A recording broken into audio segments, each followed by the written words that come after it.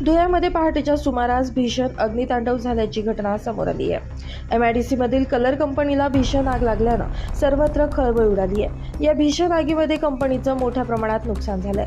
तब्बल 2 तासांपासून या भीषण आगीवर नियंत्रण मिळवण्यासाठी अग्निशमन दलाच्या 5 वाहनांचे अथक प्रयत्न अजूनही सुरू आहेत। नेमकं ही आग कशामुळे लागली हे मात्र अद्याप स्पष्ट होऊ शकलं नाहीये। धुळ्यातील मुंबई-आग्रा महामार्गावरील MIDCतील वर्धमान पेंट्स या कलर कंपनीला पहाटे 5:30 वाजेच्या सुमारास भीषण आग लागली।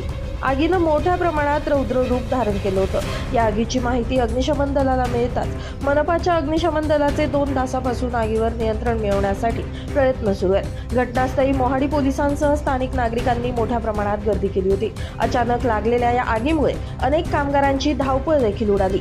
MIDCच्या प्लॉट नंबर M10/2 या जागेवर वर्धमान पेंट्स नावाची कंपनी अनेक वर्षांपासून कार्यरत आहे। मात्र पहाटेच्या सुमारास कलर तयार करणाऱ्या या कंपनीला भीषण आग लागली। पहाटे 5:30 पासून सुरू झालेली भीषण आग तब्बल 2 तास उलटूनही सुरूच असल्याची माहिती समोर आली आहे। ही आग विझवण्यासाठी मनपाच्या अग्निशमन दलाचे शर्थीचे प्रयत्न सुरू